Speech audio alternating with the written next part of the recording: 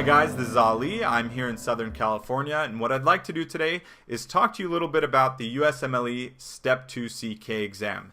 Now, this is a little bit of a different exam compared to the USMLE Step 1 exam. The USMLE Step 1 really focused on the basic sciences and really identifying the important things and the nuances within specific diseases and syndromes. The Step 2 CK really tries to focus on taking the basic sciences and put them into a clinical perspective. So what you're really going to want to do as you're going throughout your third year after you've done your basic sciences is really focus on getting that clinical perspective. And what I mean by that is taking your books, for example, the USMLE Step 2 CK, what I really recommend throughout your third year is really to do well on this book right here. Take this Step Up to Medicine book very seriously because it has a lot of critical knowledge for you with regard to different diseases, best initial tests, best diagnostics, the gold standards for examinations, what lab values you're going to want to look for, what, let's say, for example, you have a pulmonary embolism, what criteria you're going to use, the Wells criteria, for example, SAG scores, all those different things that you're going to really need to know, not only for your clinical practice, but also to do well on this examination.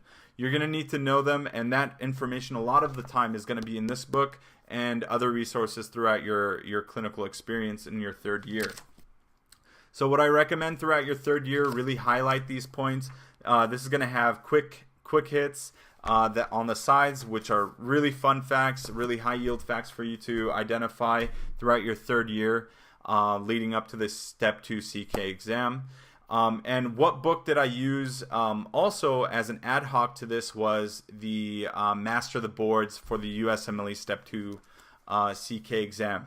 Now this book is the Step 3 book. I don't have the Master the Boards book. I gave it to a friend, but it's the same type of book. Okay, it's the Master the Boards for the Step 2 CK.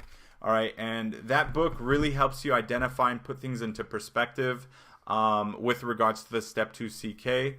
And again, it's going to highlight all those critical lab values, those best initial tests, the next best step, which is going to be significant for your Step 2 CK. A lot of the questions are going to be, what is the next best step in management for this patient?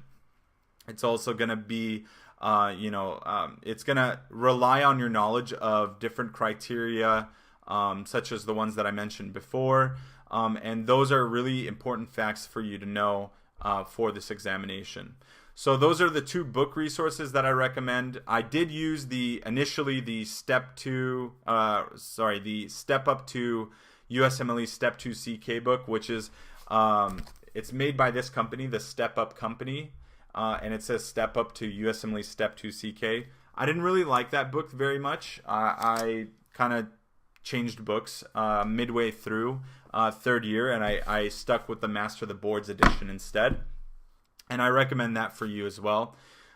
Personally, in my opinion, it's better written, and it highlights those diagnostic tests and the things that you really need to identify for the examination as well. And so moving on to the question bank. The question bank is similar to the question bank that I used for the USMLE Step 1, and that is UWORLD.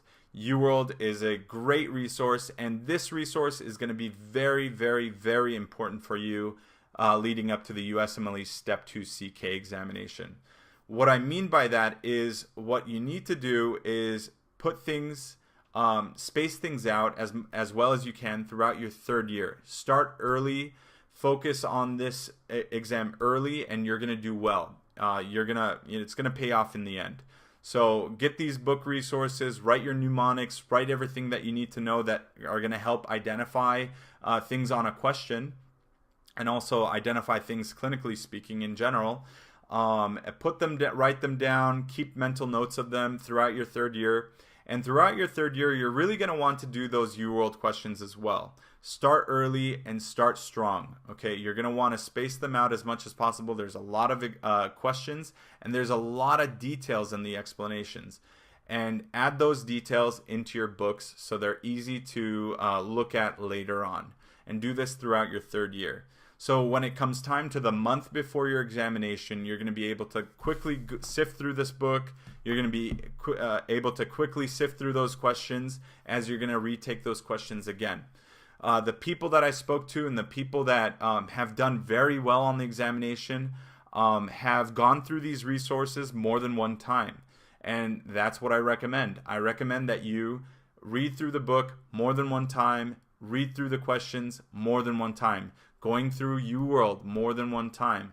Doing this, I believe you're going to space it out in such a way that's going to be very successful leading up to the exam, and you're not going to have as much stress and anxiety, which is bound to happen when you are about to take the examination. So what did I do in terms of scheduling? Scheduling the weeks leading up to the exam, how I would schedule my day was basically this, and take it with a grain of salt. This worked for me. This might not work for you. You know yourself better than anybody else, so do it as well as you think that it would work for you. So basically, I would start off my day, wake up early, have my breakfast, do my jumping jacks, do my push-ups, and go straight to questions. Why? Because that triggers a pattern of thought as I wake up each morning, that this is the norm for me. This is the norm for me, and this is gonna be the norm on the day of the examination. So that pattern of thought of waking up, doing your eating, doing push-ups, and then going straight to questions, which is gonna be the same as your exam date. This is the type of pattern response that you're gonna want, so that it's a normal day come the day of the examination. You're gonna want to minimize that anxiety and stress on the day of the examination. So I would do that, wake up, do questions, do as many as I could up to lunchtime, identify some of the things that I need to review in the book, the Master of the Boards book, and do that for, it ranges between, 1 hour to a couple hours to many more hours, and then go straight to questions again. And that's really all it was. It was just doing as much questions and as much of the book material as I needed, and to try to get that test taking strategy down as well as I could. So, and that's another point. Test taking strategy is key. You're going to want to identify the questions that are going to be wrong in the answer choices, and you're going to want to be able to minimize the amount of error that you're going to have, even if you're not really too sure about a question. So that's basically it. So basically, do your Master of the Boards, do it throughout third year, annotate it with all the questions from UWorld that you've been reading throughout the year as well, and then the month leading up to the exam, redoing as many questions as you can, redoing as much of the book as you can, and you're going to do well.